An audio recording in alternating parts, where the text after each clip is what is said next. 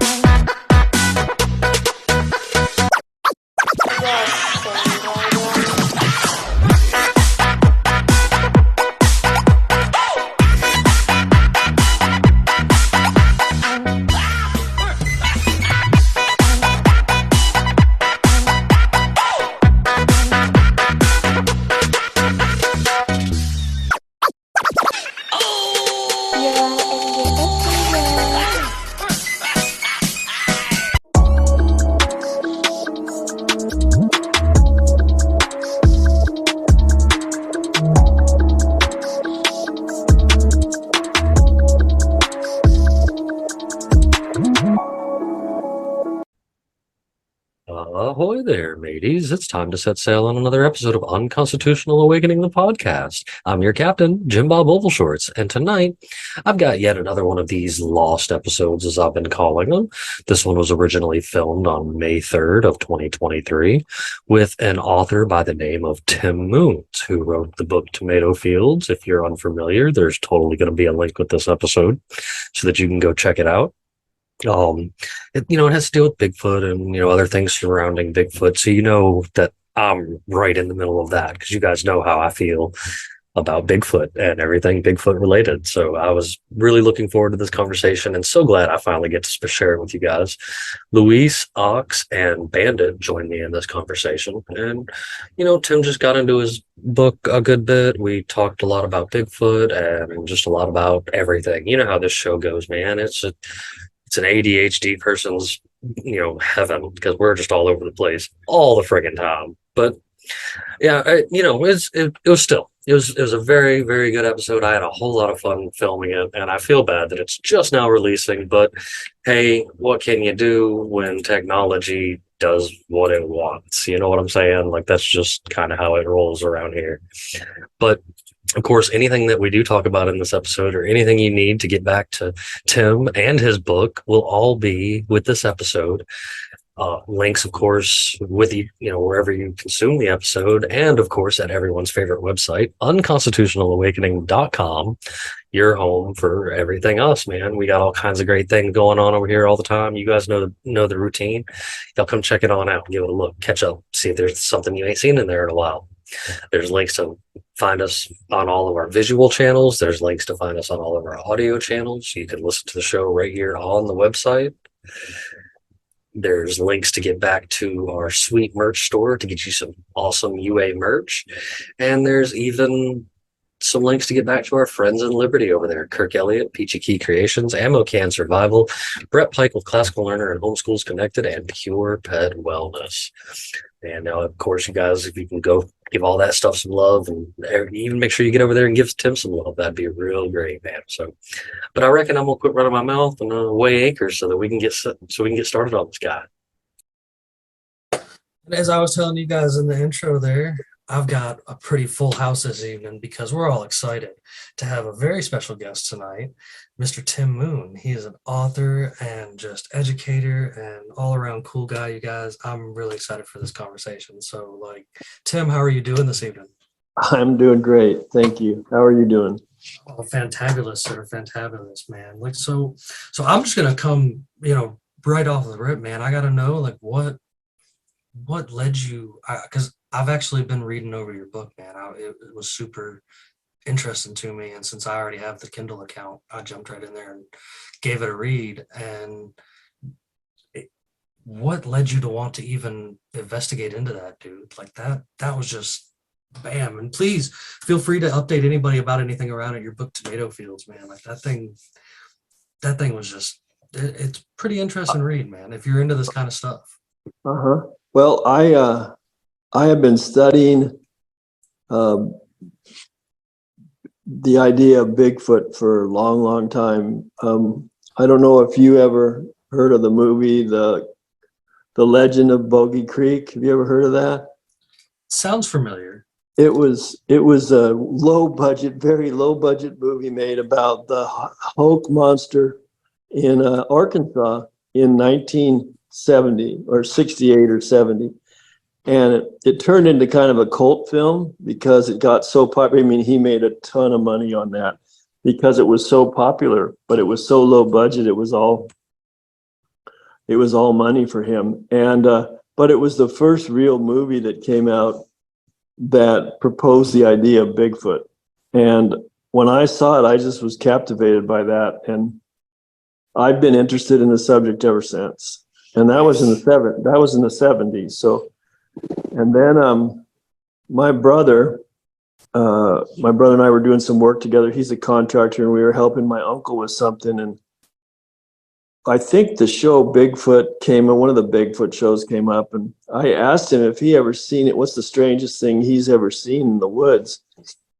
And he started telling me about this story where this Bigfoot came out when he was working on the trailer of his truck and screamed at him and freaked him out and scared the hell out of him. And he ran into his house and grabbed a shotgun, and he thought it was coming after him, and he looked back out the window after he got his shotgun, and it just stopped screaming, turned around, and walked back in the woods. And it was probably 8 feet tall, maybe bigger. We've measured the tree or the light pole that it was standing next to. And it was in Washington State, in Mason County, the same place that I used to write the book. Yes. And it was in the 90s, 94, I think, is the date that happened to him. He'd never seen anything like it before. He's heard it since one other time, but he's never seen it again. And it freaked him out pretty bad. He never told anybody, and he started telling me the story. I couldn't believe it.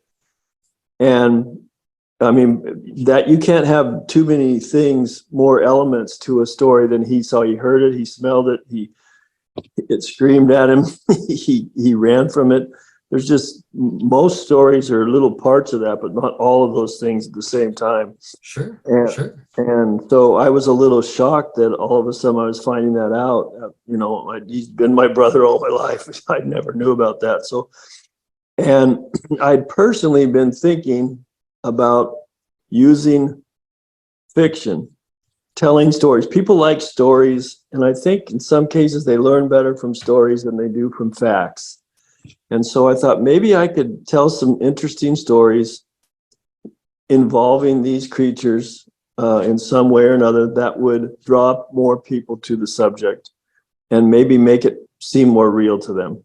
And so I just took everything I've been learning and used his story as a little bit of an inspiration, and then just took off from there and wrote the book on, around that area, and just made up the characters and made up the situation, but have you ever done any like aside from that thing with your, with that, have you ever done any like investigating yourself over all these years? Very minor. And it was in the area where he lives that we went and did a little bit, and we saw some interesting things, weren't sure, nothing that would have been as realistic as something staring at you and screaming at you. But, sure. And there are some places. I live in Texas. He lives in Washington, so I only see him when I go up there, but I live in Texas, and there's some places in Texas that are pretty active. Oh, I mean, Bigfoot is something we've conversed about quite frequently on here. He's someone that I believe is, scattered all over the planet. Like I'm kind of into the realm of him being inside the earth. A point I made in this little Bigfoot documentary that I was, so thankful to be a part of, was that if you ever look at those cave systems and the missing people's maps, when you put those on top of each other, if you add the Bigfoot sighting map on top of it, it all fits very together. Close. Oh yeah, Yep. It's so close. It's all very close, and it's probably not coincidental. And I wouldn't doubt them being underground at all. You know,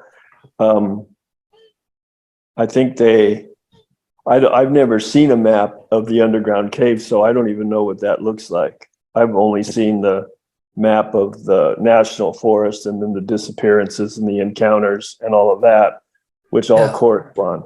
But I've never seen one. I would really be interested in seeing one of the underground caves if they have those mapped. Well, it is, and it seems like, there's, I'm being down here in Georgia. We've got two different ends to the spectrum when it comes to sightings of Bigfoot species. Up in North Georgia, you've got, like regular old Bigfoot that folks talk about seeing and such. But down in South Georgia, it's more of the skunk ape, like out in Florida, because it's more of a swampy type area. Everglades. Yeah. And with that going on, Georgia is no stranger to the idea of Bigfoot. There's even been middle of Georgia sightings, because down out here in this area, you would consider it part of the foothills of Appalachia, I guess, that it gets quite elevated, and you can actually see, kind of like mountaintop to mountaintop from where you are. And there's all kinds of, there's even a Bigfoot festival that's such a thing in that particular area. I've heard a lot of activity in Georgia and Mississippi and Louisiana and Texas. So of course, me too. He's always been one that I've been super, infatuated with. You bring up Texas. Okay, so this brings up a very crazy story that was recently released from a ranch in Texas. Had a few dozen cattle that were killed.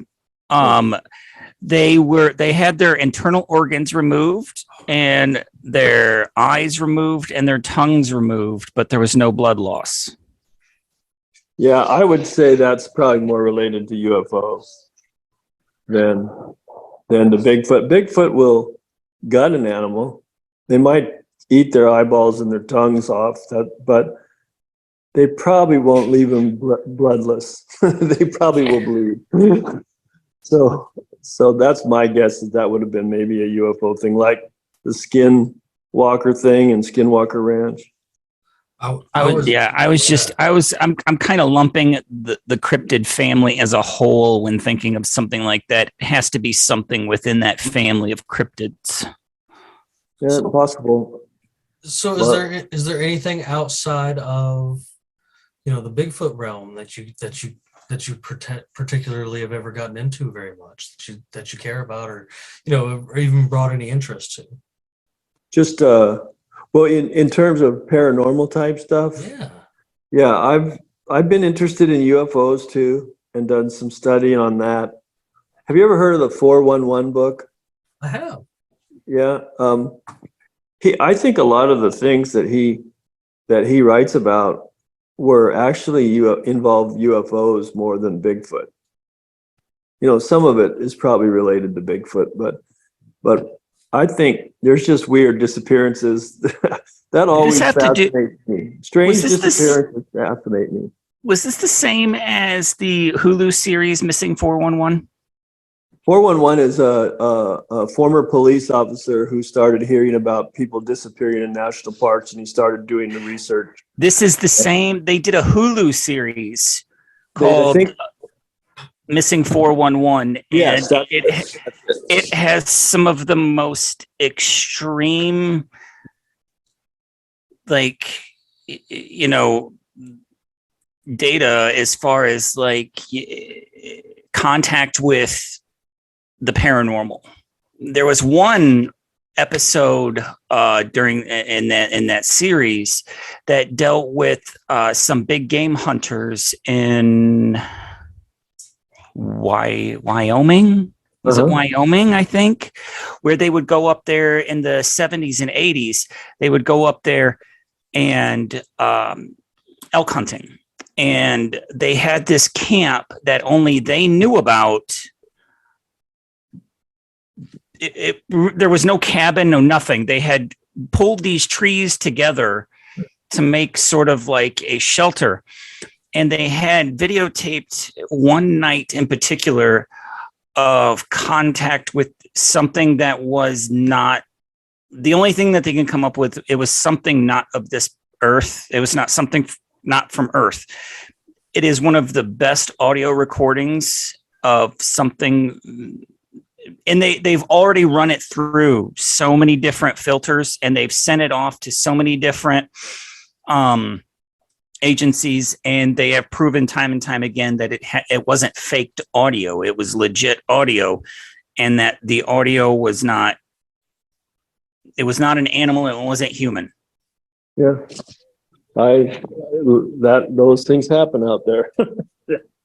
It's kind of scary. I wouldn't want to be out there alone. Let me see if I can find this audio. We get, a good way to get Bandit going over here is he's big into the lore of the Wendigo. Like that is his go-to right there when we get to talking about cryptids. Yeah, that isn't something I know much about, but I'm curious about all of them. So we had a really awesome fellow on here one time back. He's a host of another show, actually. That's like his specialty, man. Like I was actually excited to speak with him and learn from him because that's something he has taken some time into, man. All these cryptids have always been something that I've always been fascinated with, and I think there's more to it. I think there's reasons that we, for all these centuries now, even these beasts have been talked about in different kinds of, perspectives and from different areas of the world and stuff like that. And it's fascinating to me to actually see it get kind of its own little revival. You see at one point in time, people on the internet were like, oh no, Bigfoot's not real, but he just seems to be making more of a comeback in the most recent months, or maybe it's just me because I pay attention to Bigfoot stuff. Well, there's a lot of smoke for not having any fire. Right. And the smoke exists all over the world in multiple cultures on multiple continents with multiple languages and multiple religions. And they all say about the same thing, that they saw about the same thing, experienced about the same thing, which how could people do that? How could that be happening and not be real? So I also have begun to think that it's a microcosm of a bigger macrocosm. And I think that the real mystery is related to what we really are in the universe. And the fact that we're a small planet in a small solar system, in a small galaxy amongst billions of galaxies and trillions of planets, that there's so much going on out there that we just don't know about. And I think when the government's open to saying, what they know, what's really going on out there, I think the Bigfoot and some of these cryptid mysteries will all fall into place, and we'll say, oh, well, that makes sense now. I think it's related to who we are on the bigger picture. Yeah. And I think it's being covered up to a degree. I think the government knows more than they want to talk about. And oh, absolutely. And they lie. They lie all the time. And I really can't trust anything they say anymore.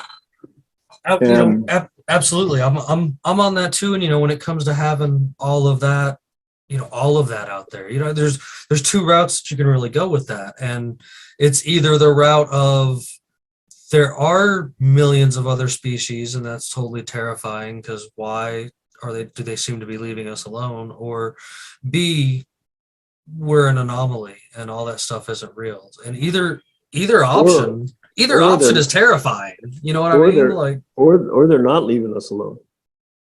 Maybe. I mean, these disappearances could be part of that. Now, and I always hate to take it in this route. Maybe not, but it's just me. But you made that attestment to, the lying factor side of like the government and such, and like we've covered entire series episodes actually of like the companies that have built UFO like devices since post World War II and such. Yeah. And there are so from what I gather, there are so many black ops going on out there within three-letter agencies that people don't actually know, in these different agencies what is going on. Is there somebody out here is building a spaceship, and of course the FBI doesn't know about it because it's some kind of black op through the CIA, that's actually through NASA or something like this. And it's, and I hate to be this guy, but human trafficking seems to be the world governments in a whole kind of main staple when it comes to things. Like, people do go missing a lot, and I do want to say I know for a fact it's not just an American thing. Like people go missing all over the world like that. Yeah, and that's a terrifying thing. You to think about one moment you could just vanish like that from thin air and nobody knows where you're headed. And since it's not like 30 people in one town, small town, disappear all at once, everyone just looks at it, oh, well, it's just an anomaly. We can't understand it. They don't make, but if you count up all those people that disappear in different places, it gets into the thousands. Yeah. Then it's a big deal. Then it's a big deal, but it's like, it just doesn't occur to people that it's that important because it seems like just one person from Albuquerque and, I guess that happens sometimes. So they don't take it serious. And I don't think they take it serious either because of like, you can add on to it. They do things like, I used to remember seeing the boards all over places, not just Walmart or, maybe the grocery store or other stuff like that, like the actual missing people stuff. And I remember those. Yeah. And I don't really see them anymore. You know what I mean? Like you don't really see the missing, all the posters. And, you always wonder, like, it's all online now. What's the true statistics though of people of those that are on those posters that have been hanging on those posters that have still never been found? You know what I mean? Like, because you can't trust the people, I think, writing a lot of the statistics for that because, like, I hate to be this guy, but I think some of your biggest child trafficking issues definitely come from within the government, especially in things like child protective services and stuff like that, man. Like there's a lot of shady things that have come out to light across the country in multiple places that have been going on with a lot of those places. And it makes you wonder, the do they border do it stuff worldwide? The border stuff's all related to child That too. Yeah. And drugs. And so seems like nothing that we see today fits into a conventional explanation. And when I first heard some of those conspiracy theories about child trafficking and stuff, I thought, these guys are nuts. And now I think they're probably right. And these globalist conspiracy type things. And I would have, I'm telling you, 2 years ago, I thought that it was crazy stuff. Isn't that wild? And now you'd have to convince me it's not true. And it's just, we're just living in, it's like complete la land, I would mention, out of the 40 million slaves in the world, about half are sex slaves. Yep. So, and when I mean slaves, I mean genuine, controlled individuals with limited access to many different things.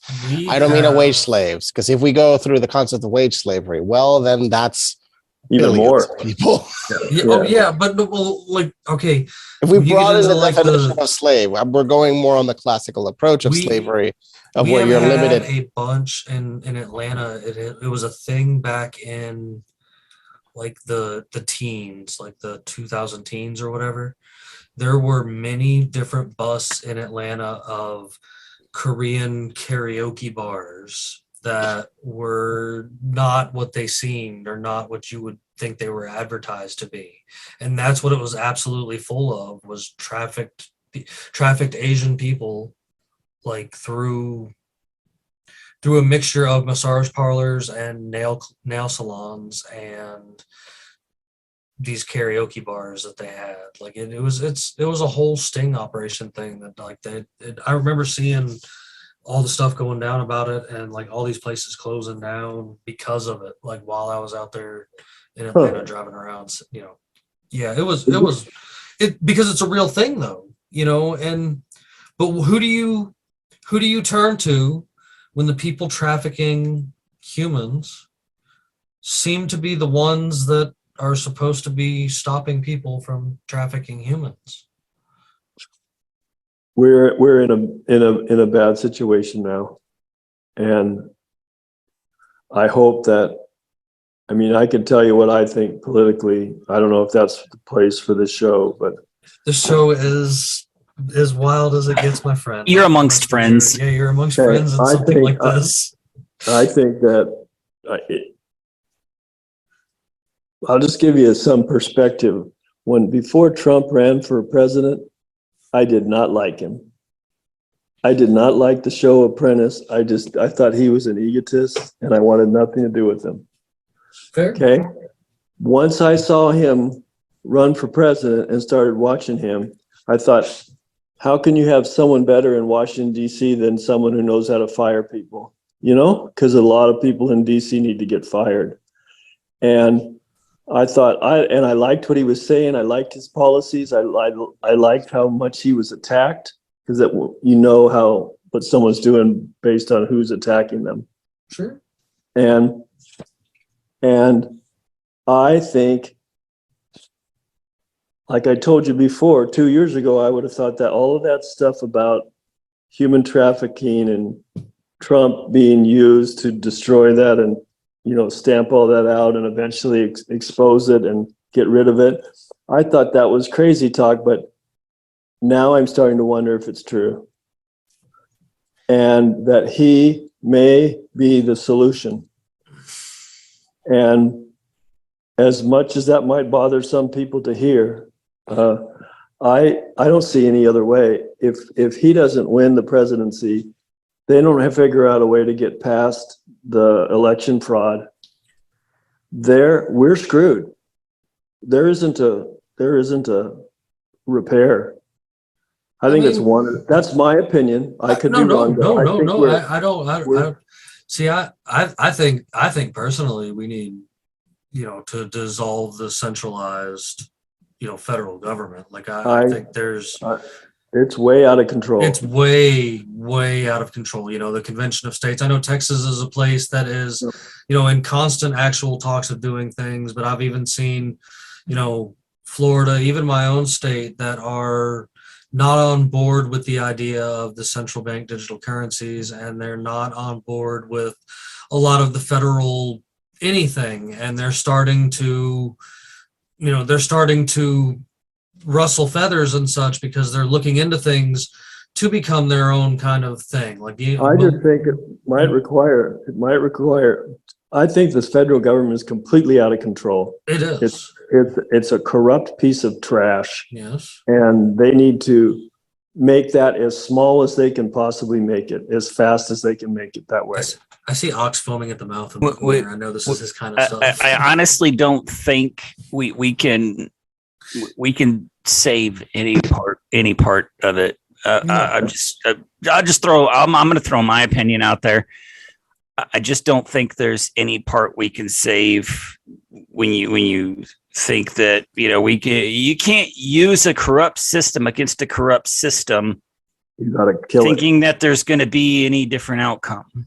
Well, the banking system just collapsed even further when they said yesterday. Meanwhile, 3 hours ago, the Fed said everything's strong. There's some stocks that are they're like down 60%, 30%, 20%, 15%, 11%, 10%, 8%, 5%. Those are all regional banks that are just now imploding. Mm-hmm. As they also gave JP Morgan Chase a $15 billion loan, not a loan. They just gave them away that money when they took over First National Bank. And then that's all money laundering. Yep. They're paying off their political friends with taxpayers' money, or really that was creative after money. they said that J.P. Morgan actually helped Epstein. Wah, wah. Also, JP Morgan should have not been allowed to do that purchase because No. they already have over 10% of Listen, America's deposits. People keep telling me this is a dead end street, but I'm not going to shut up. Where's the client list? Why isn't it public? Why isn't every person that was delivered by the accused or judged or whatever human trafficker that's supposedly in prison? So let's get back to where's the list? Let's get back to what we were originally talking about. I think that is no coincidence that if you haven't noticed, there has been a crazy uptick in cryptid sightings lately. Yeah, Absolutely. Huge. And That or people are going into nature more often. Aliens, and cryptids, and even talk of the Nephilim. I mean, okay, now I have seen a lot of that again. There is no coincidence that that they rear their heads whenever there is a possible collapse of society on the brink. Did you guys see there's this movie that they did related to. They did a third series. My God, it's this monster movie, and the third version was in outer space, and it was warping reality. My God, it's escaping me, but it was basically reality was shifting between two different and multiple worlds. I'm gonna search it right now. But it's what if that's part of it? What if that's part of what's all happening? Reality is revealing itself. Mm-hmm. Everything's happening all at once, and it's even stranger than we think. There are, I keep saying this over and over, I know it's kind of crazy, but there are more people in May of 2023 that have kind of started figuring it out than there was when I was sitting there when I was a kid, still a kid. I'm telling you, I was a kid. And I seen Building 7 go down, and I'm like, wait, where'd the plane come from?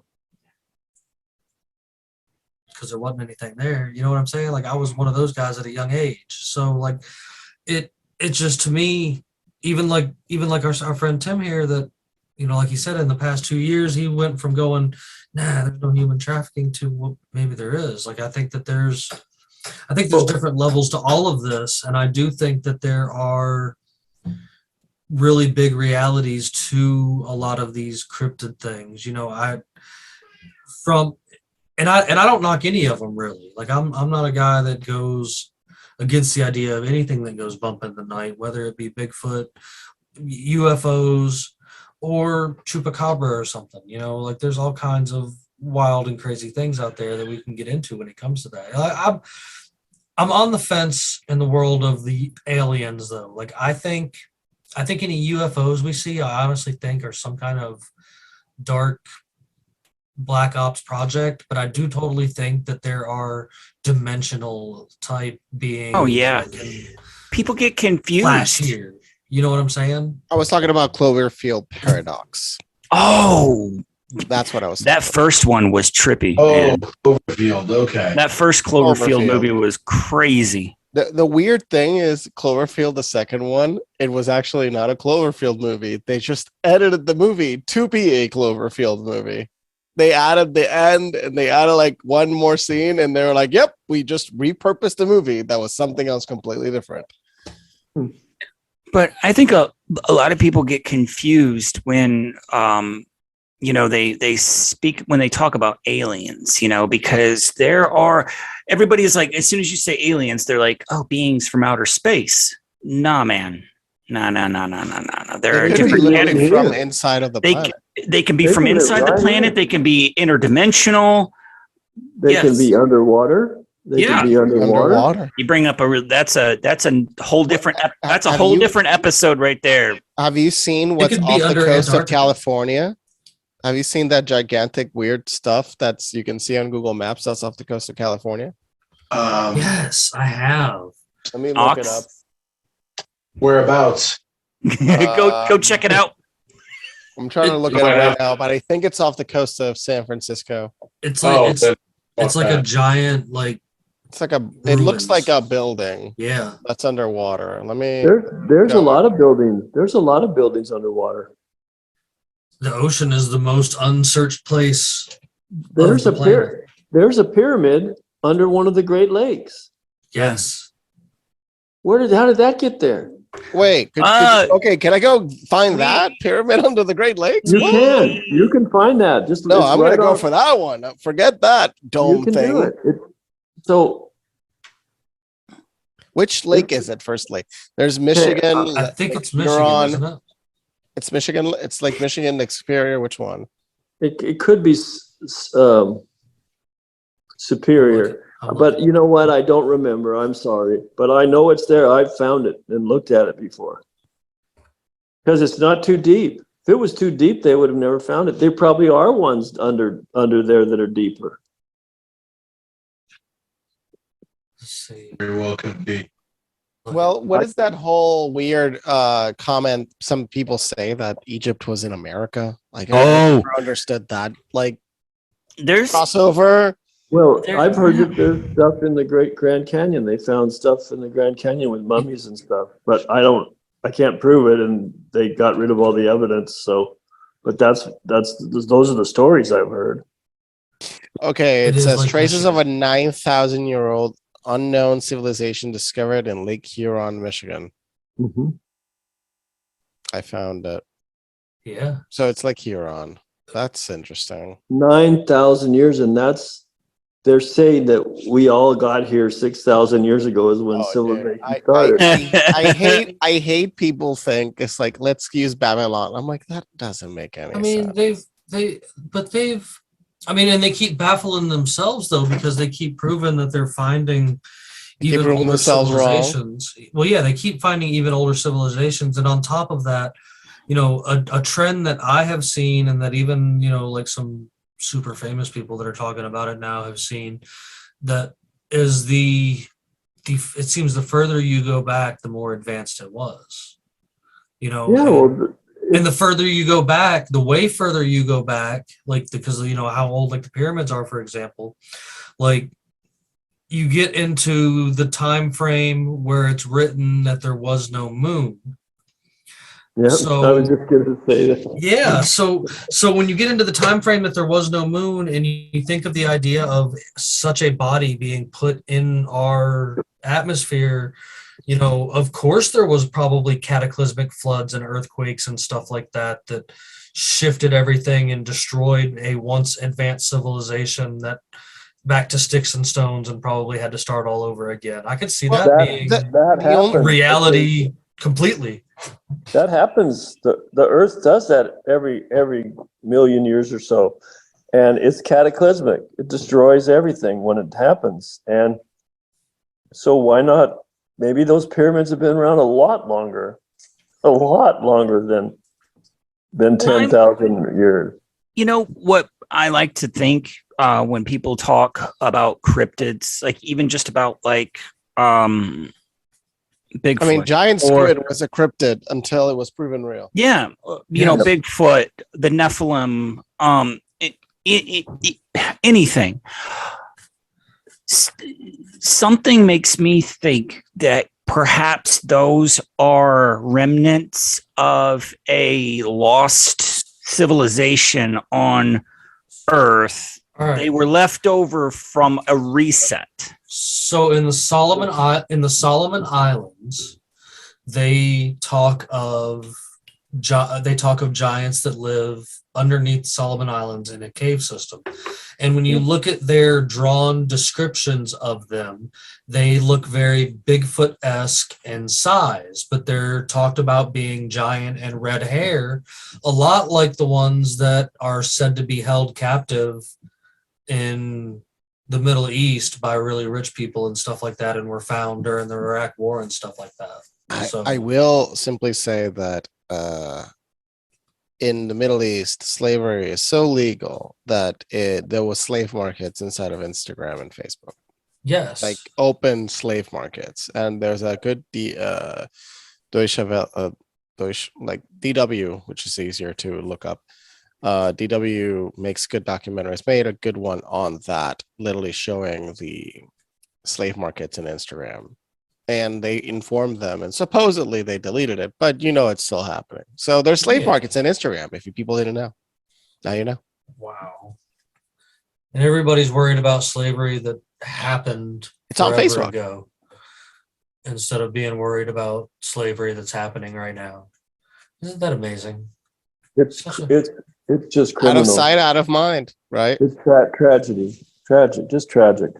Because you've also got stuff going on. Like there's been some crazy weird things going on over there near like the India-China border for the past 5 years that people haven't been really paying attention to, along with all that kind of stuff too. Like and then you got all kinds of slavery spread throughout not only the Middle East, but you still hear about it in different parts of Africa and stuff to this day.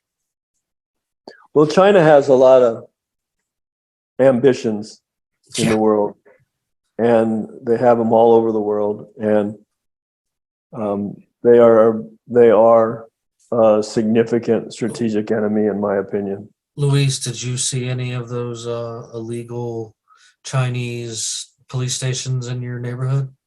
So I never visited one. I know there's one in Manhattan. I believe I heard something about they're actually working to close them. Yeah, at least the one in New York. There are now found in all over the country. Congress. There is in every major city now. It looks like they found a Chinese police station. My keyboard's not working right. But look up that. Yeah, there's not. It's not only in New York. It's now all over the United States. But I'll also say there was this random report saying, isn't it interesting? 2,000 military-age males just dropped into the border. Okay, so I'm not thinking that they're simply slowly coming in to invade. That would be the weirdest invasion. But honestly, at this rate, anything's possible. But what I will say is lots of upper middle class people are illegally immigrating into the United States because things in China are so bad. Yeah. That the upper middle class, that's still like the true middle class of China, is getting the hell out of there. Not the ultra rich. The ultra rich it's like a mix of stuck. And yeah, that's part of the reason they buy like $100 million apartments in New York. It's because they can just defy it. They can only spend their money on real estate in so many places. Yes, and they can invest it in the United States. They can invest it in Canada. That's what Canada blocked for investment. They didn't just want to say Chinese investment, but what they really wanted to say was the Canada blocked Chinese investors because they are the ones that were just swallowing up the entire country because they just wanted a vehicle to get their money out. And if you look at Toronto real estate, it makes America's bubble look like a joke because I saw a beautiful TikTok series which is like shitholes in America and Canada and castles in Europe.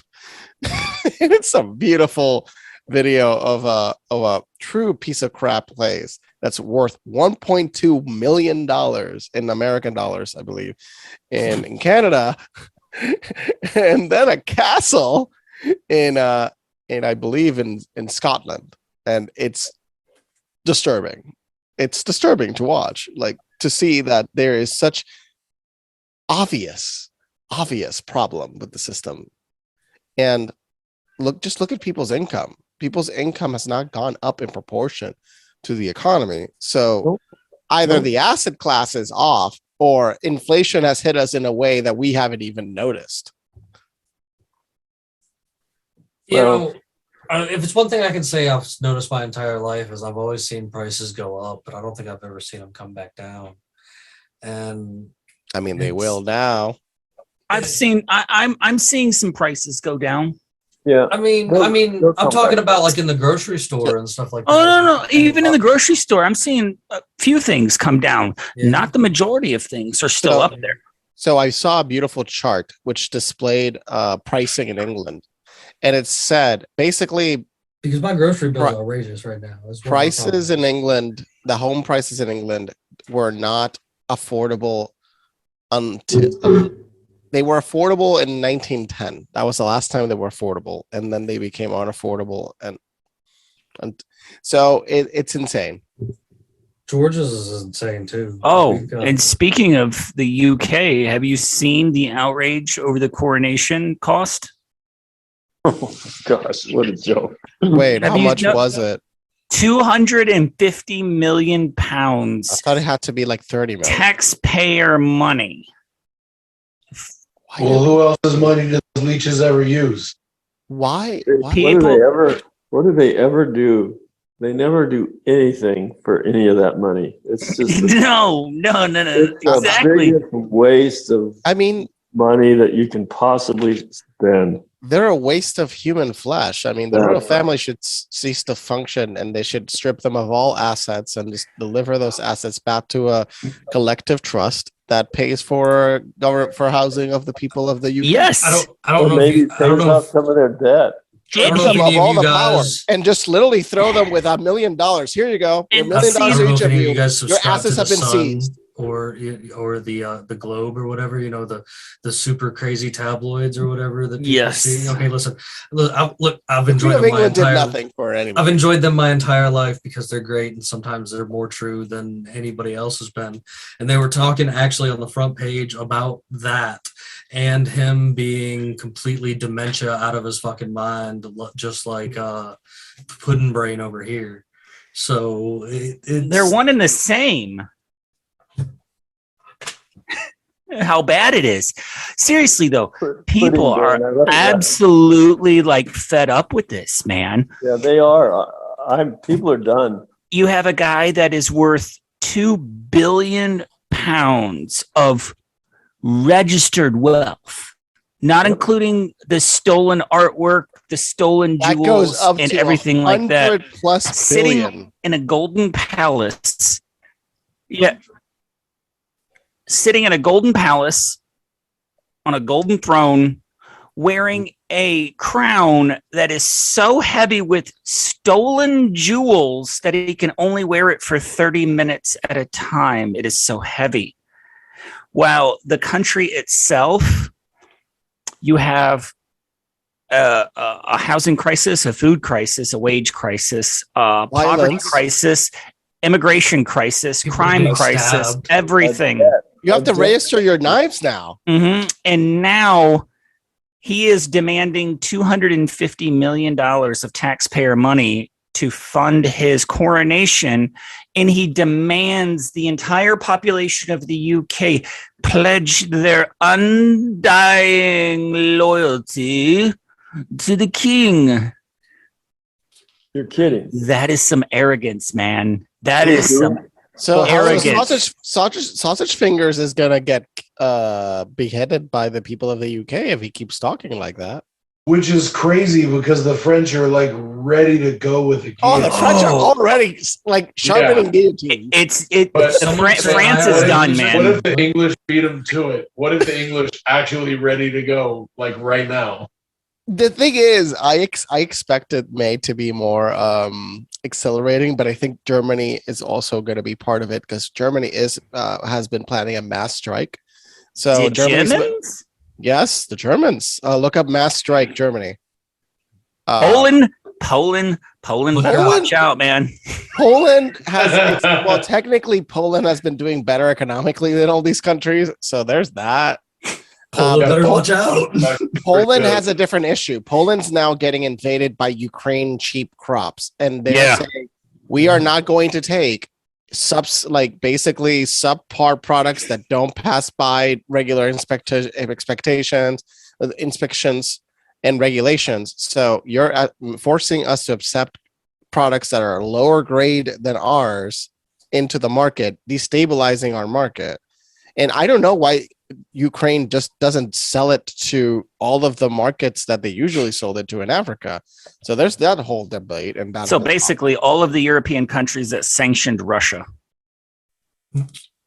Well, I think Ukraine war is Spicing up. being fought for.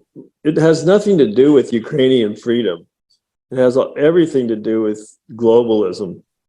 And did you notice the Ukraine? You ain't lying about that. The Ukraine war broke out. When did it break out? 2014? Yeah. Was it 2014? No. I'm talking, when did Biden start talking about we've got to go to Ukraine? Oh yeah. Right after they stopped the Constitution, stopped the COVID from mandating the vaccines, and they knew the jig was up now. So they have to go start a conflict somewhere else. And that was the Ukraine. And we've got it going on in Taiwan and with China right now too. Well, and Taiwan's the real threat, not Ukraine. Taiwan's the one that has all the technology. It does. Ukraine has giant chunk food. They have food. Yeah, that's good. Be good. But what they're doing there is tragic. Okay, so there are a ton of and this is a creepy fact that you could look into if you'd like. There are a ton of pharmaceutical companies That's right. located in Ukraine. Mm-hmm. And there has been but tons of money laundering, not only through the war, but through all of these pharmaceutical companies as well, because they lobby it right back into the government's hands to make sure things go their way. So they've given so much money to them. And on top of the fact that there's a lot of them like Biden who have been doing it for 50 years.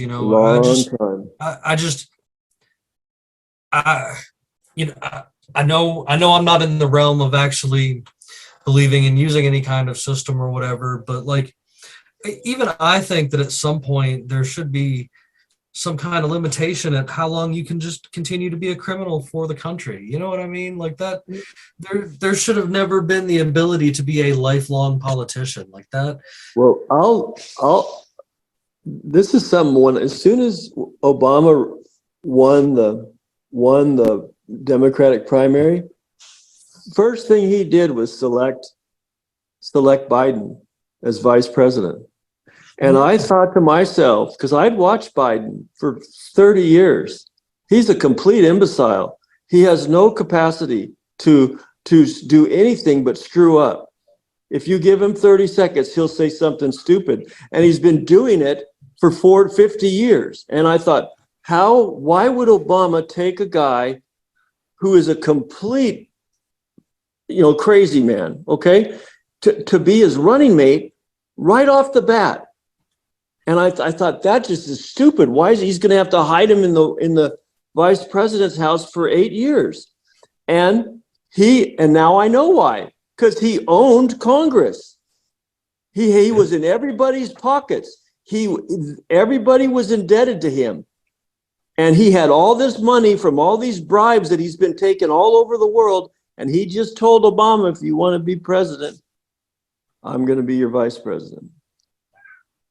I can see that, because you're talking about. I don't see any other way it would happen. He is by far one of the biggest criminals alive in government today. Like, if you look at anything that he has taken part of, whether it be part of writing or part of backing or part of pushing through in all those years doing other things in the government, it's clear that he's, it's not like it was just yesterday that he started being corrupt. It's clear that he's been a source of corruption for a very long time. You can go back and see heck, I think I've lost or been at least on bans for it before or whatever. But when you start sharing pictures of him hanging out with old school Klan leaders and stuff back in like the 70s and stuff like this, and people are just like, no, that's not true. And you're just like, dude, no, like this dude was bad from the get-go. And it's not, I will say this too, it's not just him. You've got people in there like Pelosi and, even even people like Purdue and other people that have been in the government for a long number of years that seem to have all this money from stocks and all these, Mitch McConnell. He's one of the biggest crooks in DC. And he calls himself a conservative. He's a criminal. And so is Cornyn from Texas. Yeah. He just went right along with all the money laundering that the Biden administration has been doing. They're all criminals. Criminal. It's tragedy. It's a tragedy. And they are criminals. And it's, to me, it's great to see that more people are starting to vocalize this. There are a lot more people looking at this, and there are more people that have been starting down what I feel is a very positive solution. Like in my idea is, they're trying to distance themselves from just even the ideas that things like this are even portraying and stuff like this. The idea of decentralization is one of those ideas you really can't kill. Once you light that fire and you start talking to people about voluntarism, and you start talking about people about how, we don't really need all those idiots in Washington calling all of these shots on a day-to-day basis. We've got, plenty of people. Yeah, a lot of these places would run just fine, heck, even without a complete state government. I'll be honest. I think a lot of local governments could do a better job than most of the state governments too could in some aspects. But it's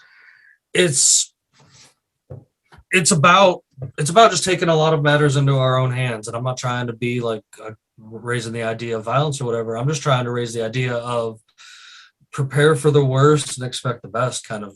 Or one of those ways. I might have said it backwards, but one of those deals where you're, just be ready for whatever you need to take so that you can just take care of yourself. Because Washington is going to do a good job at getting Washington nuked. Like, there's no doubt in my mind. Let's say those words, because Kremlin, either that's real or fake. I don't know if you just mentioned Russia and the potential. Oh no, I didn't mention that, but you can. No. I just sent the article over to the group chat of the drone striking just above the Kremlin when it was shot down. And was that a false flag? Was that Ukraine? Was that United States? Who knows, man? Who knows? But it's not bueno. It's not bueno. That's not good, man. And Russia's strategic nuclear force has just been put on its highest alert. Like, what? How much shit would go insane if that? And hold on, I got one better. They've activated all of their high altitude strategic bombers, and they've got unconfirmed reports of nuclear weapons at the airfields. My friend today told me just a couple of hours ago, a MiG high altitude strategic just took off with a hypersonic missile attached. Okay, so my friend jokingly says, "Hey, you thinking AI is going to destroy the world in 6 months?" And I'm like, I don't think so. Not yet. Is that AI? Is that AI called Russia? Right. You guys ever heard of Roscoe's basilisk? No. Never heard. Can I? No, please. Say something about Russia, because there's a lot of misunderstanding with Russia, and I've studied. Oh no, there's no misunderstandings. That Russia isn't the enemy. I think that the globalists that Biden is part of is the enemy. If Russia wanted a nuclear war, they'd already have it. Can I say one thing real quick? It's not Biden, because Biden doesn't know 6 a.m. from 6 p.m. Well, I know. I mean, he's just a symbol. Yeah, he's just a symbol. But something bigger is going on here, because Russia has had every opportunity to escalate this thing. We blew up their pipeline. Okay? They had every reason to do this, and they didn't. They've been more restrained than we have. And when I say we, I don't say me. I'm saying the forces I got you. that are funding this and the propaganda that's funding this. We are really on ridiculous grounds. No of the post-Cold War thinkers would have ever imagined that our president would be this stupid and bring us this close to World War III. Well, but here's something that Bandit and I talk about regularly, actually, and it's the way that the strategy of the Russian military works. And what they do best is catch you lunging, and when you're off balance, that's when they're going to absolutely bludgeon you to death. Yeah, they've got numbers, and these guys are all. What have they got to live for? The quality of life that the majority of those Russian military men came from is not worth going back to. They've got nothing, no future. It's a bleak outlook. It's a shitty life, Well, Russia isn't good at fighting offensive wars, but they're really good at fighting defensive wars. And you're not going to defeat them in land that they own that belongs to them, and they think part of Ukraine has belonged to them for 1,000 years. Kiev used to be the Russian capital. Russia never won a war by being technologically superior to the enemy. They always did it with numbers. It's brute force, man. Brute force. Come on now. Yeah, they're better fighters than anyone because they're angrier than everyone. Well, they had some decent technology in World War II, but that said, they still won it with brute force, and they won it because Germany. Hitler was an idiot too. Okay, he made one stupid mistake militarily after another, and so he bailed a lot of the world out. But the Russians, it's really hard to beat the Russians on their own ground. It's just not. It's really silly to try to do it. Yep. And some of the rhetoric that is being used is just it's irresponsible as you can get. And I just can't understand it. It doesn't make sense unless there's something else going on that we don't understand. Yeah. There's a lot going on we don't understand. There's a lot of things that we don't understand. A lot. And I wish people would just forget about that, and worry about what's going on here in our own country. That's right. Can we just worry about this right now? That's right. The Fed's just hiked another quarter point, man. Why? Oh, the entire system's imploding. Let's make it worse. So they have to, because the debt's so high. So our credit rating's already gone down. People also don't generally know that the American system's credit rating went down. And they want to give me a credit rating? Give me a freaking break, man. I know, right? Yeah. Well, the usual meme is that the United States has 32 trillion in debt, but they dare give me a credit rating. Well, those have existed since the 80s, by the way. What? Credit ratings to like get into houses and shit. It started in the 80s. I can't remember when it did start. Started in the late 80s. Yeah. And women couldn't have credit cards until when? Until the 80s too? Maybe. Probably. I don't know. I believe women couldn't have credit cards until the 80s in the United States. Wow. Well, I don't know. I can't remember. Wow. But that might be true. Well, what is it? Women couldn't vote until in Switzerland until like the 90s. Like the world is a strange place and weird things happen at weird times. But I do think at least potentially there is a positive outlook to things because so many people are becoming more aware of the problems that they can actively feel empowered enough to believe in the collective actions that the collective takes and actually rise up to the occasion because they actually think, wait, if my neighbor's doing it, then all my neighbors are doing it. And then my cousins in the other cities are doing it. And then my brother in the other side of the country is doing it. If everybody suddenly understands at least some premise of the main idea, which is the government screwing us and we need to do something as a mass. Don't go to work. If people just don't go to work for a week. Like really, like That's not, it. Not the COVID type thing. Like No, actually taking a on stand purpose. and being like, "Screw you guys," On purpose. unexpectedly. Yeah. Well, it No, you- might come down to that. I If hope there's so. there's no way to win an election. It's going to have to come down to some rebellion. And the thing is, it's already happening in Europe. So in this weird situation, Pluto is going around the like our solar system. Yes. And 247 years ago, the French Revolution was happening, and the American Revolution was happening, 1776. So, what's gonna happen? And in this case, is France indirectly gonna start it up again, as it did 247 years I ago? started up again. Have you seen? I mean, France is already there. The picture where the cops are all on fire.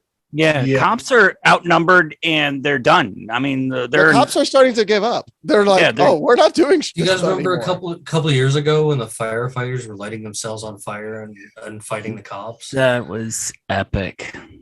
That was And the thing the is, French know how to riot. Yeah. the thing is, Yeah. although people don't understand, in France, a big portion of those protesters are the socialists. So indirectly, I don't know to what degree those collectives are, what's their agenda.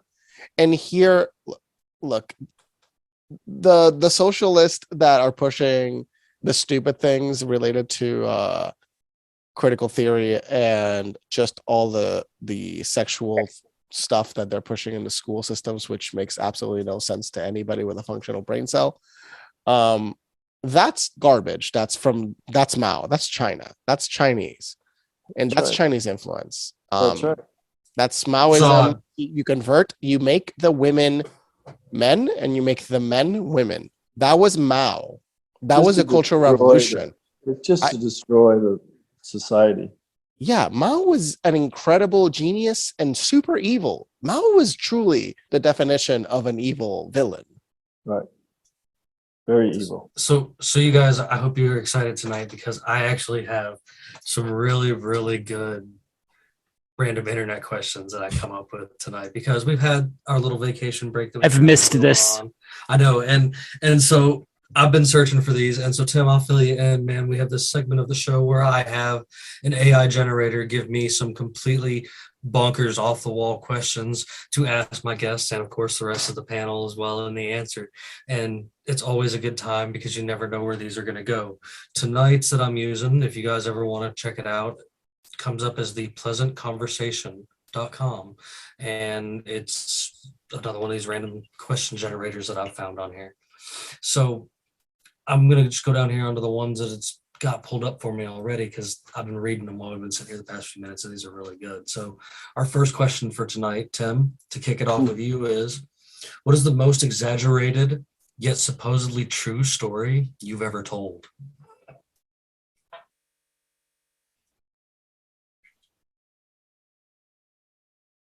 Wow. Boy, that's a hard one.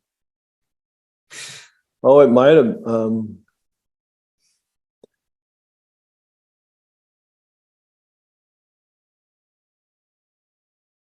Wow, I brought you to a pause. I think you stumped me. I'm trying to think of where so you're saying exaggerated but supposedly true? Yeah. But not necessarily true? Absolutely. Oh, I got one. You can run with it where you'd like. Oh, I got one. Oh man.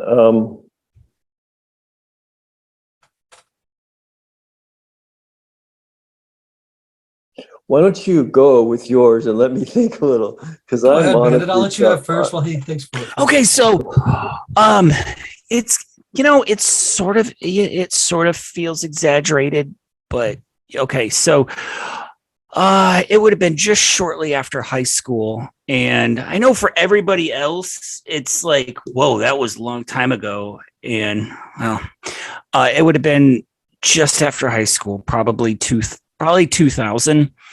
I went to a local club, and Vanilla Ice's hard rock band was playing. Okay. He had a metal band, Vanilla Ice. He had a metal band. The crowd was just rabid. and my brother and I pushed our way to the front, and this woman next to us was like, oh my God, can you sign my Vanilla Ice doll? Can you sign my Vanilla Ice doll? Still like perfect, in mint condition, still in the box, Vanilla Ice doll. She threw it up on stage, and he was like, fuck this doll, and threw it on the ground and set it on fire in front of everybody. It was just, Vanilla Ice. Hard rock band set a Vanilla Ice doll on fire on stage. That's actually pretty awesome. I totally hope it's true. I like to leave, I won't, of course I could probably tell a story from a deployment in one of my Middle Eastern countries, but I'll keep it tame and keep it stateside. What you got? That's classified. No, it's not. It's just those things. Every vet has a out of control story from deployment overseas. So I felt I'd just tell one from my semi-normal civilian life. Fair. Ox, we haven't heard too much from you this evening, buddy, and I miss hearing from you. So I'd like to hear yours. All right. So this is, by the way, an entirely true story if you choose to believe it this way. And this is exactly what happened from my perspective. As you guys probably know, I'm really into heavy metal and punk rock. I went to go see a punk show, and there's this fucking lady around here who goes to all these punk shows, and her whole deal is she's the carrot lady, whatever that means. And she was wearing bands of carrots all around her, like a sash and a skirt and all that shit. Some guy rips a carrot off and throws it up on the stage mid-set, and the singer of this punk band shoves it up his ass and then proceeds to remove it and eat it. Yeah. That was crazy as hell. It was crazy as hell. I swear to God, it's true. I think I know that band. I think I've been to a show similar where something has happened quite similar to something like that. Tim is I don't know, man. I don't know what I'm going to be able to say. I don't know what I'm going to be able to say. I was going to tell a ghost story, and that doesn't even fit. That doesn't even close to that. Tell it. Unless this ghost shoves a carrot up his ass. Hey. Well, let's hear it, Tim, if you got yourself a story put together finally. Well, when we were kids, the house we were in was supposedly haunted. And multiple people saw things. My brother saw, it was a little kid, and apparently he died in the house. And in the 30s, the 1930s, it was an old house in Seattle. And we heard him before we saw things float off the mantle and slam onto the ground. My mom did a Ouija board to try to find out who it was, and she supposedly got a name of the kid, and then went downtown Seattle and looked it up in the city and found out that someone with those initials had died, and it was a little boy. And I actually personally heard him moving pots and pans around in the kitchen one night when everyone else was asleep. And I listened to it for about 20 minutes, and then I went to sleep. And that just seems like such a crazy story, but it happened numerous times. My mom was always getting angry initially with Joe, my younger brother, because she thought he was going in the kitchen at night and moving stuff around, because she'd get up in the morning and there'd be a big mess in the kitchen. But it took her a while, but everybody finally realized there really is a ghost there. And he does do things, and Joe, my brother, did see him, and he scared the crap out of my grandma one night by playing around under her bed. And that really happened, but it probably sounds exaggerated to other people. No, man. We stories here, man. I think we do have plenty of personal experience with haunted houses. Yeah. Yeah, I have. I never had any with anywhere else, and nothing from that house ever followed us to other places. That kind of leads me in. That'll lead me into what I want to share with you guys, and we'll get to Luis last on this question. You know, I had a lake house at one point in time in life, and it has been my absolute most favorite house that I ever lived in, and it was terribly haunted. Like whatever it was would run across the floor in the basement, but it would run across the floor like upside down. It was the ceiling of the basement, but my floor. Wow.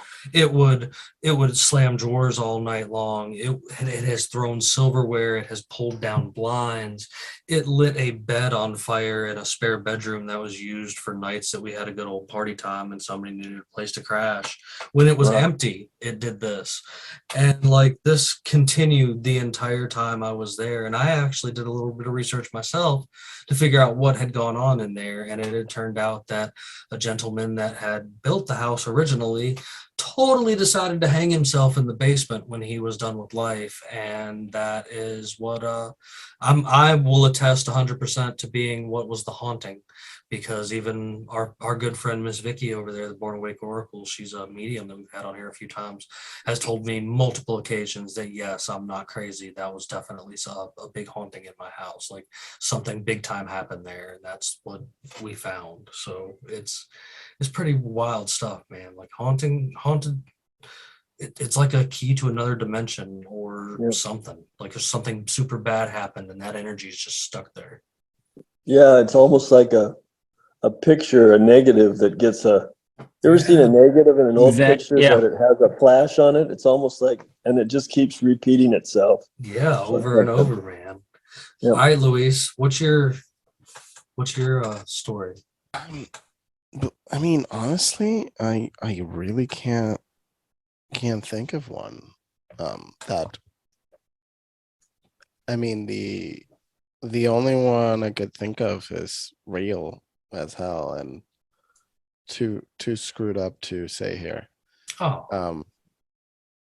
So well, only reality comes into mind, and it's so dark that it's not.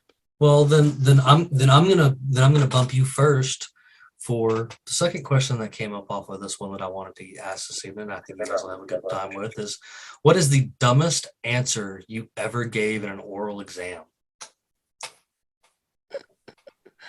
Damn. In an oral exam, meaning I have to speak, right? Yeah. I'm trying to think. What's the dumb? I guess we could make it a little easier and say, what's the dumbest thing you've ever said to somebody, and probably got away with it. I know one. No, because I'm just like blank. Go ahead. And I've probably done a lot of stupid things. I know I have, but this was kind of when I was a high school kid, I got to spend some time in Australia, which was just awesome. And I was spending time with this really nice family. And one question I got tired of was, how come we know so much about America, but Americans know so little about Australia? And they must have asked me that 10 times. And I got frustrated by it. And I finally said, I finally said, and I was a teenager, so not very brainy. And I finally said, well, maybe if you can blow up the world 3 times, people are going to need to know more about you.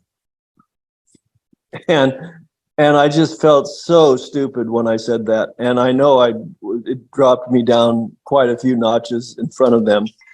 And it was just a stupid thing I said as a teenager. But I was just trying to get out from under always trying to defend Americans' bad knowledge of other countries. So anyway, I don't know if that makes much sense, but Luis, what you got?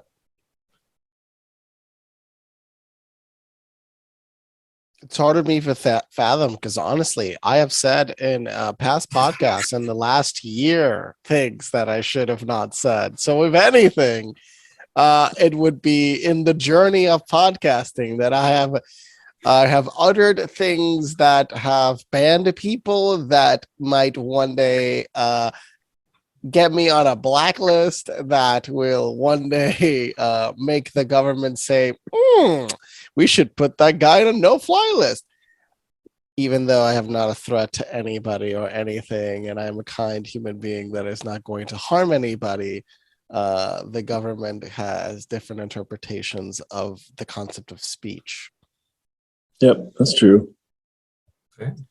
Fair. Ox, what you got for me, buddy? I remember being in 6th grade and they had some sort of spelling bee thing that they were doing in my classroom. It was like all the kids had to get up there and do it, right? And they were trying to, I guess, gauge to see which kids would represent each class in the school spelling bee. I didn't want any part of it, but I was a damn good speller. And they tried to give me a really hard word, and I walked up to the microphone and I literally said, nope. And I literally walked right back around. Hip hop anonymous. Okay, but do you kind of remember the word? Because I'm curious of like what construct of the word. No, I can't remember the word. It was like some word that like literally made no sense at all. It was probably of like it was very long. I would assume it was Latin or something. I don't know. That's great. Come on, Bandit. I know you probably said something. So, in front of one of my promotion boards when I was in the military. Oh God. I had to sing the division song, and it was so bad that all of the higher ups that sat on my board were like, you are the white guy that gives the rest of us white guys bad names when it comes to singing. That would be me. Mind you, I still got promoted though. Were you in the time they also did buckets of ice water when you get promoted? That was that was later on, man. They still gave you your blood rank, your blood stripes. Okay, because I know my friend went through a time where after you got promoted, they would like pour a bucket of ice water on you. That's nice. I wish I would have gotten that. After you did like 150 push-ups or something, like I wish I would have gotten that. They first torture you with hundreds of push-ups, and then they would just pour ice water on you. We still had pin on rank. Times when I got promoted that pinned on the lapel, and they took the dammits off the back, they would pin it on pins, and everybody would come up to you and hit you on the lapel. Yeah, they also do that. And when they switched to the rank later on that was Velcro right here in the middle of the chest, they would punch you in the chest to put the Velcro rank on you. But I got hit one time so hard that it pinned the bone. I got promoted in Iraq, and I had my weapon slung, and they pinned it so hard so many times that it went through the nylon sling of my weapon, through my uniform and into my skin. That I pulled. Yeah. Yuck. Why is your uniform full of blood? You evil. Yeah. Hey, you guys are here listening to the show, so there's plenty of things that I know I've said that are dumb too. I'm right there with Louise, so you can. There's plenty of episodes to go back and find not just said, something. or tried to say. They are the stupidest things I have likely said in my entire life have been recorded. Yeah, it's not just the said, Jimmy. It's with you. It's the tried to say. Oh yeah, because I can't pronounce things for nothing. It gets stuck. Yeah, that too. I get on a little repeat, and my brain freezes, and I don't know where to go with it. Yeah, that's fair. I think we're all in that boat. I think even Ox, who's only been on a handful. I got somebody almost banned from YouTube. I think twice. Like, that's not fun. And I don't know which part I said. I don't know exactly what was it I said. Jimmy, I got you. When we were on Rebel Radio, or Wait, just Saturday? I missed Yeah. it. No. Here it is. It was. They warned us before the episode. Don't say swear words. Don't drop an F-bomb. I made it to the last 5 minutes of the show. And I thought I was going to be the one to do it. I would have done it probably before I all did of it. you. As soon as Jimmy did it, I was like, how did he beat me to it? Just how did he beat me to it? And I was just like, wait a minute. It happened so quick. I was like, what? Wait. And I went dumb. I went, I'm sorry, everybody. Like I broke the one rule. At least I waited to the end. So, man, that was. Go ahead, Tim. I know you were trying to say something a moment ago. I do apologize. Oh, I was going to say, I think I've said things on this show that were things that could get me in trouble. So, but, well, unfortunately, welcome to the club. As I try to warn folks ahead of time, and I do a bad job at doing, is if you're speaking to me, there's likely some kind of way that they might take a peek at your, yeah. at the other side of the camera. Him and company as propagandist and misinformation agents. So They know. I don't know who's paying Jimmy, but I'd like to learn more and like to learn how are they paying him. Like, I would like to know where the money's going because man, it would be great to have. How is he an agent of misinformation? And how rich is Jimmy really? It's like he's showing us all these places. I'm like, no, bitch, I own these places. I'm just showing them to you. But and like he owns this like a company that he works for. He doesn't move anything. It's like I wish. It's all a lie, and Jimmy's just been like playing with us, and he's actually part of some operation.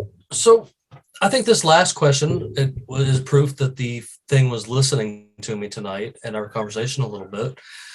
And I think it's a good question to go along with this show is, and we'll whoever wants to ring it first can have it first, and that's fine. But which cryptid type fairy tale type creature thing do you find to be the most ridiculous, utter nonsense? Tooth fairy. That's not a cryptid, though. No, I'll take it. I'll take it. I'll take Tooth Fairy. That's totally something. I could much more easily believe if you said there was some nefarious being out there who took specific interest in the bones of children. I'd be like, yeah, I'll bite. But like, you need to watch the movie Darkness Falls. Then, okay, I will have you looking at the Tooth Fairy differently. Okay, fair enough. All right, Bandit, what you got? Which cryptids? Basically, which cryptid? It sounds or fairy tale creature. Fairy tale creature. I'll take that too because that's what the Tooth Fairy is. That's what the Tooth Fairy is. Yeah. But they can be I think they can be. They're one and the same. They are. They creature versus cryptid. I think they can. I think that's mine. I don't. To me, they are. Unicorns are fairy tale and cryptid. Man, I live in Appalachia. I don't want to say. I live in Appalachia, man. I don't want to say anything bad about cryptids, man. But fairy tales. You must be out of mustard seeds. I don't know, man. I don't know. What you got? I don't think any of them are the most. I mean, to me, fairies to a degree sound completely ludicrous. Like tiny humans that are like this big sound absolutely ridiculous and bonkers to me. I think leprechauns maybe. Leprechauns. I'm totally real, you guys. I promise. And there is a pot of gold at the end. I take offense to that. Did you see the breakdown of what what leprechaun, that whole thing comes from? Was a real tribe of people that lived in Ireland that then was exterminated. Short. That was exterminated. It was a real group of people that was exterminated. They were called leprechauns. I never heard of that. Not all of Yeah, us. they were black. That's part of the away. reason you might have not heard of that, because it was a genocide that happened in Ireland. Huh. Oh, that's a pretty history of the leprechauns that most people don't know about. It was a real group of people, like pygmies that was exterminated in Ireland. Politicians are the fairy tale creature I don't believe in. Okay, yeah, I'll give you that. I'll go with that. Politicians. Oh, the politicians tell the truth. Yeah, there you go.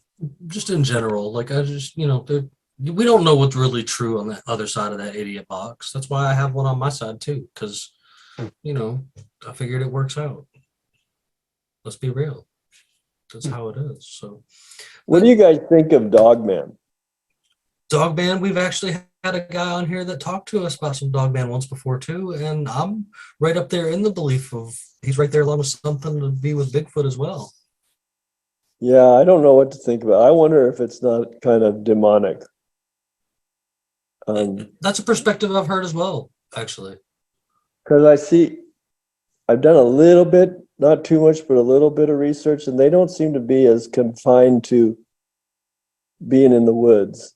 They're often sighted in other places that don't seem to have a need to hide.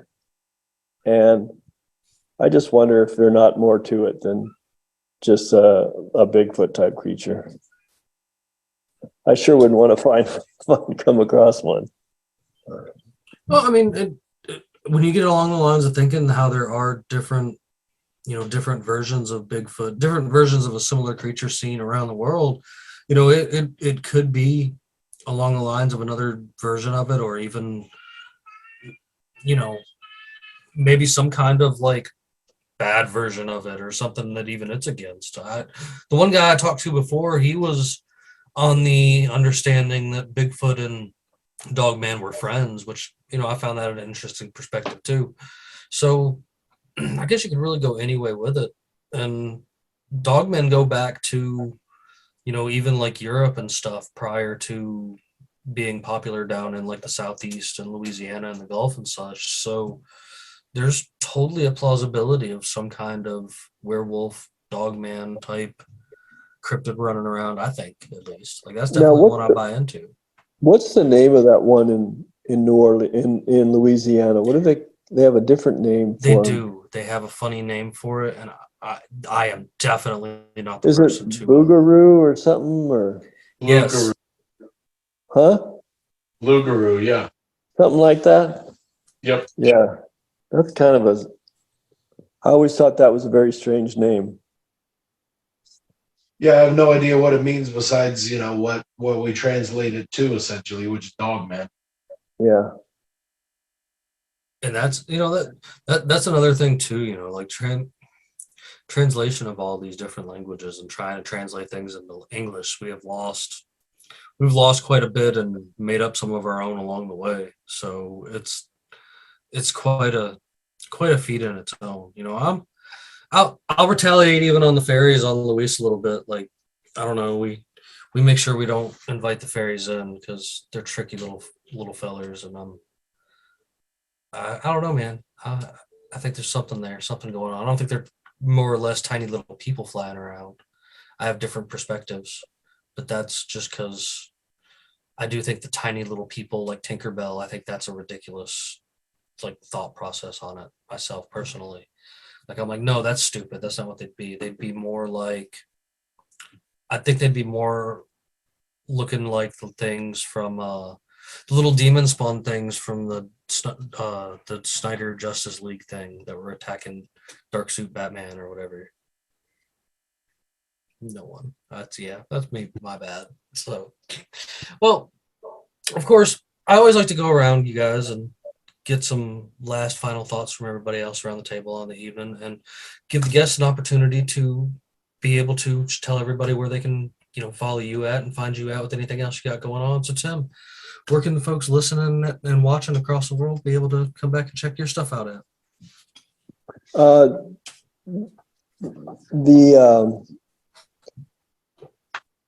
on Instagram. It's just tomato dash or underscore fields, name Tim Moon. That's a good place. That's a pretty active place. You can reach me by looking up Tomato Fields on Amazon, and the book has all my contact information. And on Instagram, there's a link that you can link to my email if you want to get on my email list and hear more about books. And I'll send you the link for the book if you want to put it in the show notes. Yeah, man. But Yeah. you look up tomato fields and my name, Tim Moon. It's pretty easy to remember. It comes right up on Amazon. Oh yeah, we love to make sure that everybody out there, regardless of if you're listening or watching, in the description you can find links to get back to all of our fantabulous guests. You know, and I Yeah. appreciate you making some time to set aside this evening and come hang out with us, man. It's always good conversation when we make new friends, and you know, you're always welcome to come and join us again, man. So as I was saying, I do like to give everybody an opportunity to give them any like final thoughts and such before we leave out for the evening. So you got anything for the folks out there listening and watching? Just don't believe everything you see. Okay. And don't disbelieve everything's just because you're not seeing them. Fair. I like that. Luis, I'm gonna go to you first this evening when he finishes that, okay? I think that's pretty good. Luis. And mystery is a good thing. We should like mystery and we shouldn't run from it. We should run toward it. I agree with him. The world is full of mysteries, and it is part of what makes this amazing, beautiful, oblique spheroid an interesting space that our souls landed on. And we should truly discover its wonders and learn to work together so our descendants enjoy it everlasting for all time. Ox, my friend, I am so glad you were able to be here and sit in with us this evening, man. I know you're always a busy man, but I'm glad you made time to join us this evening, man. So I do appreciate that. What you got for me? Man, well, one, just as always, really happy to be here, and two, great talking with you guys about everything A to Z on this one. I feel like we covered a lot of topics and a lot of people interjected a lot of opinions and ideas, and this is another one for the books. You know, really great episode, you guys. Thank you, buddy. I appreciate it. And I look forward to when you get to come back and join us again, man. It's always an exciting moment when you get to be in here and have some fun with us, man. We miss you around here, buddy. I'm just being on. I'm going to do everything I can to keep on coming on more consistently, hopefully soon. Fantastic, man. You keep at it and don't let them kill you out there in the working world. I know how it can be. I'll do my best. Bandit. Man, I came so close to getting ducks and turkeys today, man. Like, no. You gotta turkeys, yes. Yeah, you have got to know when to say. My thought for the day is you just got to know when to say no when it comes to stuff like that, man. Don't do ducks, bro. Don't do ducks. I did ducks already, man. I had ducks. Don't fall into that. I won't do ducks again. I just did, man. You got to know when to say no. I would have gotten a turkey though. I'm all for some turkeys. They're as easy as chickens. They're just bigger. Mm-hmm. Yeah. I mean. Yeah, I think. Yeah. You probably could. But other than that, man, it's been good. It's been good. Coming back from, I guess all of us had a vacation. You took a vacation. Well, I guess we all took a vacation. The mixture good to be of back. The mixture of the computer crashing and the me taking an actual vacation all happening at the same time kind of worked out. So I think we'll be good and things will get back to rolling. Hopefully you guys will see us a little more consistent out there. Of course, I appreciate each and every one of you out there over there on Rumble, Odyssey, BitChute, checking us out on the visual episodes. Sorry, things are a little iffy with this because again, I'm running on some peg legs right now as it is, but we'll be back to full capacity here real soon. And all the folks out there listening, man, you guys all those listening channels, you guys can always come over and check out some of the watchable channels as well as keep up with things at unconstitutionalawakening.com, including where you'll be able to find all the links to get back to Tim. Check out Tim's book, check out Tim on Instagram, keep up with what he's got going on and see other places that he's gone and had conversations with, man. We always like to encourage that, and hopefully we'll get to see him back here one day soon. So, and while you're over there at unconstitutionalawakening.com, you guys will get to continue with, because I can't stop giving away free stickers, man. So we're going to continue with our free sticker giveaway. And all you've got to do is answer my ridiculously easy pirate trivia question over there at unconstitutionalawakening.com underneath this episode in the podcast and more section. So tonight's question is, how deep is a fathom? Is it A, 1 foot, B, 6 feet, or C, 24 feet? You guys can answer that question over there. And I guess aside from that, we're going to weigh anchor and get on out of here. So good night, everybody. Good night. Thanks a lot. Sorry.